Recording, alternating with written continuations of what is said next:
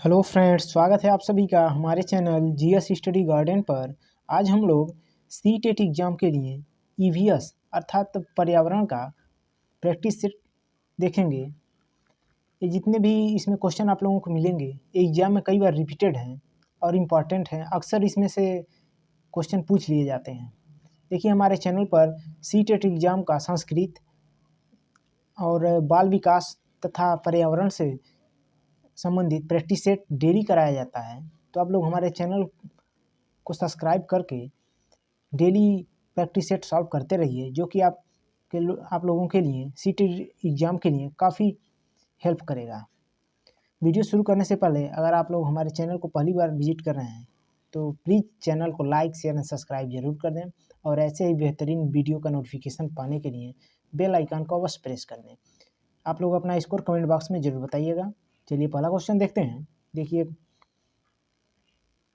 पहला दिया है, यदि हम पक्षियों का अवलोकन करते हैं तो हम यह पाते हैं कि अधिकांश पक्षी अपनी गर्दन अत्यधिक हिलाते हैं।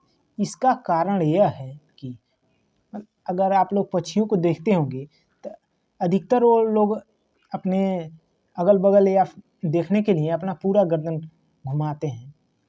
यह किस कारण से है ये बताना है। देखिए, ये कई बार एग्जाम में आ चुका है, सीटेट एग्जाम में। ऑप्शन ए दिया है, अधिकांश पक्षियों के नेत्र स्थिर होते हैं और घूम नहीं सकते। देखिए, ऑप्शन बी दिया है, इनके कान ढके होते हैं और वे उड़ सकते हैं। ऑप्शन सी दिया है, पक्षियों के दो नेत्र अर्थात आँख होते हैं। ऑप्शन डी दिया है, इनके नेत्र दो भिन्न भिन्न वस्तुओं को एक ही समय पर फोकस कर सकते हैं। तो देखिए, जो अत्यधिक को पक्षी ये जो गर्दन हिलाते हैं उसका मेन रीज़न ये होता है कि उनके जो नेत्र होते हैं वो स्थिर होते हैं। हम लोगों की तरह नेत्र उनके इधर उधर घूम नहीं सकते हैं। तो इसका राइट आंसर हो जाएगा ऑप्शन ए। इम्पॉर्टेंट है, कई बार आ चुका है। चलिए आगे देखते हैं। अगला है, रीना आम पसंद करती है। वह इन्हें जाड़े के लिए संरक्षित करना चाहती है। निम्नलिखित में से कौन सा तरीका संरक्षण के लिए सर्वाधिक उपयुक्त है। रीना जो है, आम का मौसम है तो जाड़े के लिए उसको संरक्षित करना चाहती है। किस प्रकार वो संरक्षित करें जो अधिक सुरक्षित है या फिर सर्वाधिक उपयुक्त तरीका बताना है। चलिए, ऑप्शन ए दिया है, अचार और आम पापड़ बनाना। ऑप्शन बी है, जूस तैयार करना और वायुरोधी डिब्बे में संचित करना। ऑप्शन सी है, प्लास्टिक के थैले में रखना। ऑप्शन डी है, रेफ्रिजरेटर में संचित करना। तो देखिए, इसका राइट आंसर हो जाएगा ऑप्शन ए। आम का अचार या पापड़ बनाकर रीता जो है आमों को जाड़े के लिए सुरक्षित रख सकती है। इसका राइट आंसर हो जाएगा ऑप्शन ए। बाकी ये सब ऑप्शन जूस गलत है, प्लास्टिक के थैले में रखने पे भी गलत है और रेफ्रिजरेटर में संचित नहीं कर सकते इतने दिन तक। चलिए अगला देखते हैं। दिया है, केरल के निकटवर्ती राज्य हैं। देखिए, इसमें 15 नंबर का आप लोगों को ईवीएस में कंटेंट से संबंधित क्वेश्चन रहते हैं और बाकी 15 क्वेश्चन जो रहेंगे वो पैडागोजी से रहेंगे। तो आप लोगों को कंटेंट भी तैयार करना पड़ेगा और पैडागोजी भी। ऑप्शन ए दिया है, तमिलनाडु और आंध्र प्रदेश। केरल के निकटवर्ती राज्य कौन कौन से है पूछा है, कौन से हैं। ऑप्शन बी दिया है, कर्नाटक और महाराष्ट्र। ऑप्शन सी दिया है, आंध्र प्रदेश और कर्नाटक। ऑप्शन डी दिया है, कर्नाटक और तमिलनाडु। तो देखिए, इसका राइट आंसर हो जाएगा ऑप्शन डी। कर्नाटक और तमिलनाडु जो है केरल के निकटवर्ती राज्य हैं। चलिए आगे देखते हैं।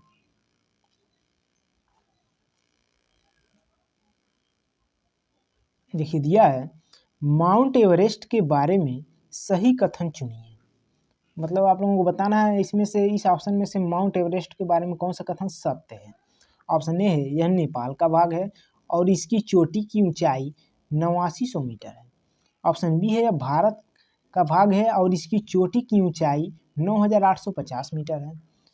ऑप्शन सी है, यह तिब्बत का भाग है और इसकी चोटी की ऊंचाई 9850 मीटर है। और लास्ट ऑप्शन है, यह जम्मू कश्मीर का भाग है और इसकी चोटी की ऊंचाई 8900 मीटर है। तो देखिए ये तो लगभग सभी लोग जानते हैं कि जो है माउंट एवरेस्ट नेपाल का भाग है और इसकी चोटी की ऊंचाई 8900 मीटर। तो इसका राइट आंसर हो जाएगा ऑप्शन ए। चलिए आगे देखते हैं। अगला है, निम्नलिखित में से किस वैज्ञानिक को जीव विज्ञान के जनक के नाम से जाना जाता है? जीव विज्ञान का जनक किसे कहा जाता है? कहने का मतलब है हर्बर्ट स्पेंसर को, अरस्तु को, लैमार्क को या फिर डार्विन को। तो देखिए जीव विज्ञान के जो जनक हैं वो अरस्तु को माना जाता है। तो ऑप्शन बी इसका हो जाएगा राइट आंसर। चलिए आगे देखते हैं। देखिए दिया है, कुछ पक्षी हमारी तुलना में 4 गुना अधिक दूरी तक देख सकते हैं। ये पक्षी हैं, ये मोस्ट इंपॉर्टेंट है, कई बार ऐसी टेट में आ चुका है, इसको आप लोग अच्छे से देखिएगा। कुछ पक्षी ऐसे होते हैं जो हमसे 4 गुना अधिक दूर तक देख सकते हैं। ये कौन कौन से पक्षी हैं आप लोगों को बताना है। ऑप्शन ए है बाज, कबूतर, तोता। ऑप्शन बी है चील, बाज, गिद्ध। ऑप्शन सी है फाख्ता, कौवा, मोर। ऑप्शन डी है कौवा, चील, बुलबुल। तो देखिए जो हमसे 4 गुना अधिक दूरी तक देख सकते हैं वो है चील, बाज और गिद्ध। तो ये है ऑप्शन बी में। तो इसका राइट आंसर हो जाएगा ऑप्शन बी। सी टेट में कई बार आ चुका है। देखिए थोड़ा आप लोगों को अच्छे से दिखाई नहीं देगा। मधुमक्खी पालन के विषय में सही कथन चुनना है। आप लोगों को बताना है कौन से इन चारों कथनों में से मधुमक्खी पालन से सही है, संबंधित सही है। मधुमक्खी पालन शुरू करने का सबसे अच्छा समय जनवरी से मार्च तक है। ऑप्शन सेकंड देखिए दिया है, कथन सेकंड, लीची के फूल मधुमक्खियों को लुभाते हैं। मधुमक्खी पालन और उनके द्वारा उत्पादित शहद का भंडार करने के लिए बक्सों की आवश्यकता होती है। चौथा दिया है, मधुमक्खी के लिए मीठा घोल बनाने के लिए चीनी खरीदा जाता है। तो देखिए इसका राइट आंसर हो जाएगा, देखते हैं। देखिए ऑप्शन ए जो दे दिया है, ऑप्शन ए गलत है, बाकी 2 3 4 सही है। तो इसका राइट आंसर हो जाएगा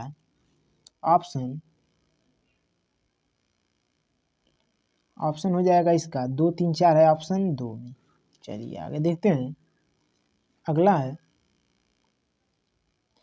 कौन सी कोशिका पौधे के विभिन्न अंगों को जन्म देती है और पौधे को बढ़ने में मदद करती है? इंपॉर्टेंट है, अस्थायी कोशिका होती है, त्वचीय होती है या फिर मेरिस्टमेटिक होती है या फिर प्रौढ़ होती है? तो देखिए इसका राइट आंसर हो जाएगा ऑप्शन सी, मेरिस्टमेटिक, जिसको कहते हैं हम लोग विभाज्योतकी कोशिकाएं। चलिए आगे देखते हैं। देखिए थोड़ा ये दिया है, नीचे दी गई कौन सी जानकारी एक आरक्षित रेल टिकट से प्राप्त की जा सकती है? देखिए एनसीईआरटी बुक से संबंधित एक क्वेश्चन है जो कि ये एग्जाम में कई बार आ चुका है, सीटेट एग्जाम में। ऑप्शन ए दिया है, टिकट बुक करने की तारीख और समय, यात्रा शुरू करने की तारीख और समय। मतलब आरक्षित रेल टिकट से हम लोग क्या जानकारी प्राप्त कर सकते हैं। दूसरा दिया है डिब्बे का नंबर, बर्थ का नंबर और किराया। तीसरा है यात्रा करने वालों का नाम और आयु और लिंग। चौथा दिया है ट्रेन का नंबर और नाम, वह स्टेशन जहां से ट्रेन पकड़नी है और अंतिम स्टेशन का नाम। तो देखिए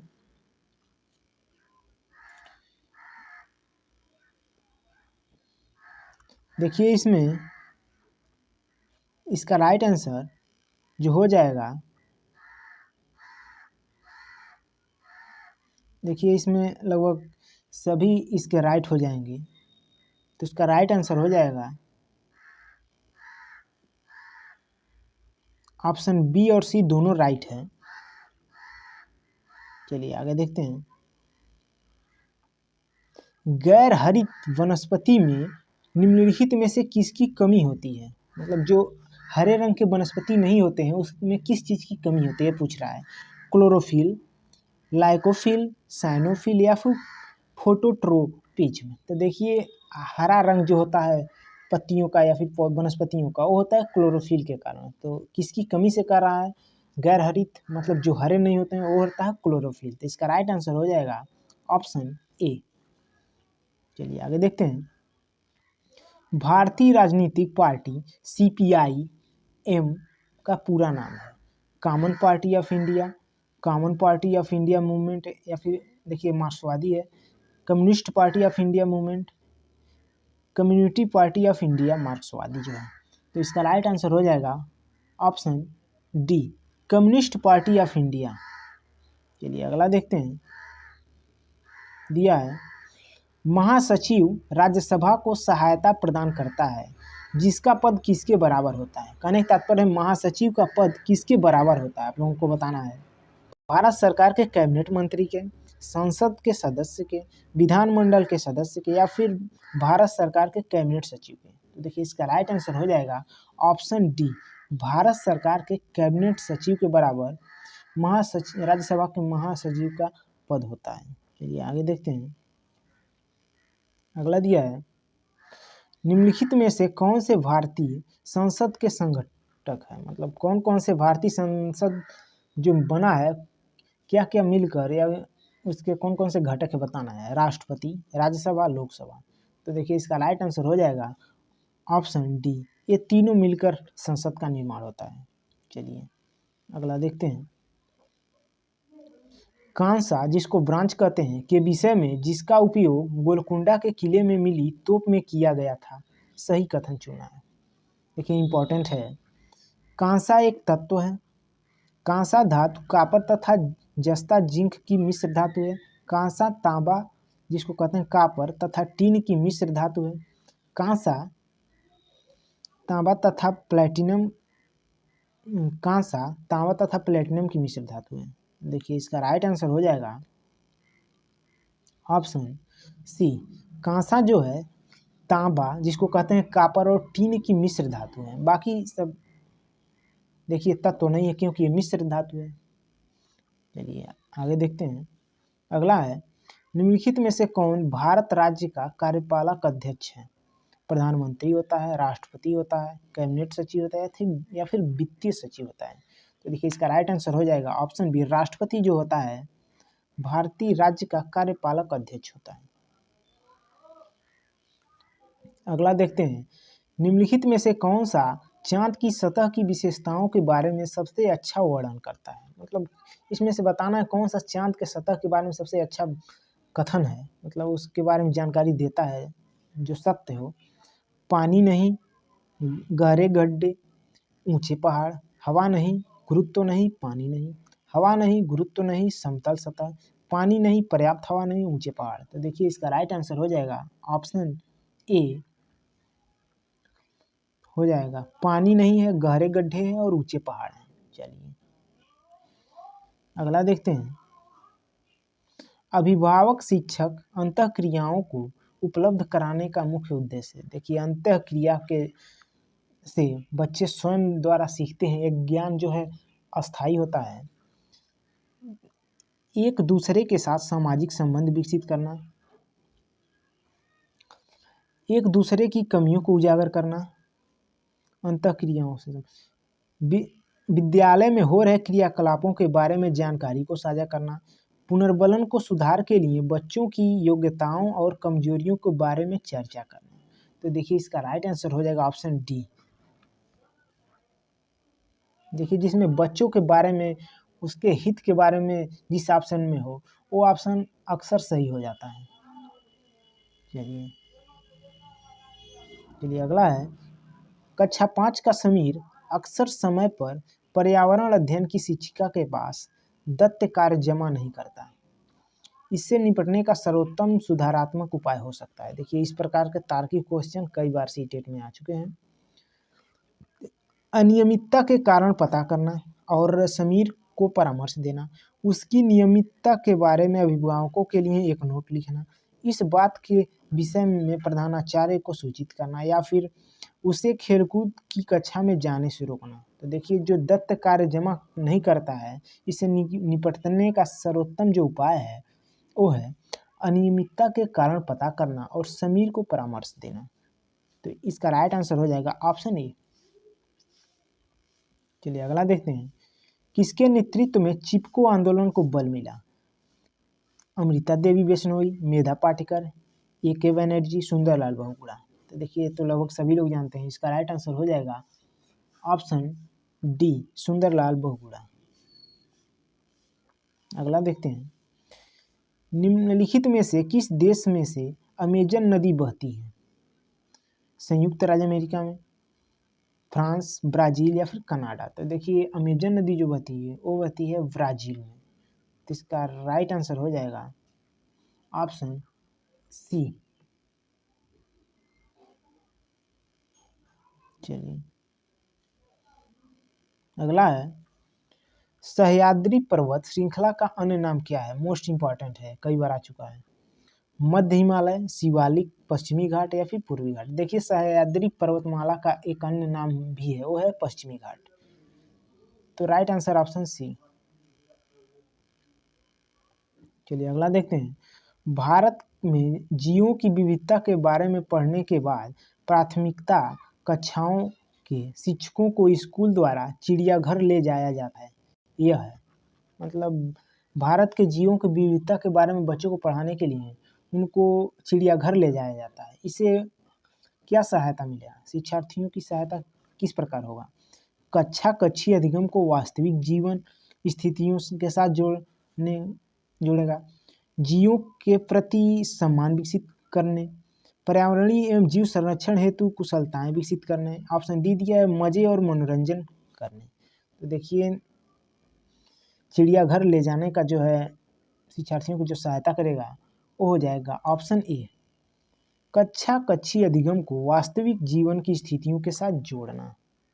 चलिए अगला देखते हैं। एक विशेष कार्य करने वाली समान कोशिकाओं के समूह को क्या कहते हैं? ऊतक कहते हैं, अंग कहते हैं, अंगतंत्र या फिर कोशिकीय संरचना। तो देखिए इसका राइट आंसर हो जाएगा ऑप्शन डी, ऊतक उसको कहते हैं। अगला देखते हैं। सीखना संवर्धित हो सकता है